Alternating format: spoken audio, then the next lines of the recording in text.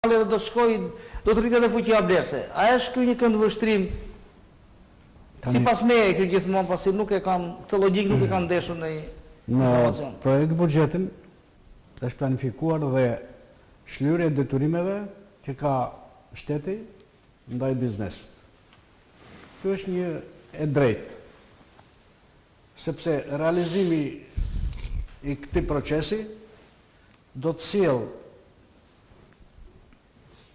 sjell tek biznesi një frymarrje si për rritjen e numrit punonjësve dhe për rritjen të ardhurave. Pra biznesi do të rrisë numrin e punonjësve, biznesi, si do të arrisi, mori një borxh të prapambetur që i ka shteti, atëherë si do të arrisi numrin e punonjësve kur s'ka punë? Do investoj. Ku do investoj kur investimet publike në këtë projekt buxhet janë shumë të vafra? Jo, më them biznesi. Biznesi do marrin detyrimet që ka pa paguar, një do shlyej detyrimet ndaj punonjësve. Që si ka shlyer, sepse ka pagat se kanë marrë.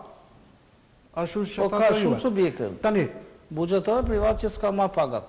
Pra do të shkoj, ky borxh do të shkoj deri te punonjësi më i thjeshtë, pra do të rritet fuqia konsumatorëve, fuqia blerëse dhe përjetoj dhe do të rritet veprimtaria e aktiviteteve një në radhë tregtare dhe shërbime. Në radhë parë me marrjen e parave që ka detyrim qeveria, investitori, biznesi do të investojë. Do të investojë në infrastrukturë për rritjen e prodhimit, për rritjen e produktit. Në mënyrë që të krijojë të ardhurë, të rrisë të ardhurët e tija si biznes. Po cila është logjika jote ekonomike në këtë rast? Kurdo? Cila është logjika jote ekonomike në këtë rast? Në këtë rast, njëherë do rritet numri i punësorëve. Që do marrin, sepse do shtojnë linjë prodhimi. Do rrisë.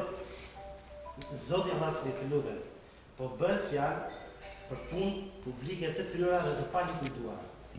Nga qeveria më pashme. Po. Atëherë, nuk e kemi fjalën këtu për linja prodhimi, nuk e kemi fjalën do marrin detyrimet për agrobiznes apo diçka tjetër. Po diskutojmë për detyrime që ka shteti, ka shi bizneseve për punën publike të kryera dhe të palikuituara. Po. Çfarë do të thotë kjo? Kjo do të thotë që biznesi sot është në tako. Po i merret fryma. Do të krijohet një frymarrje nëpërmjet dhënies, likuidimit të këtij borxhi, por nuk ka se të krijojë fronte të reja pune, po nuk i dhe punë, sepse ky është një biznes i cili merret me punën publike. Po patjetër. Ku do investoj ky në qendra prodhimi apo në diçka tjetër, sepse ato kapacitete që ngelen, pasi ka likuiduar gjithë ato detyrime, nuk i ngelet. Nuk i ngelet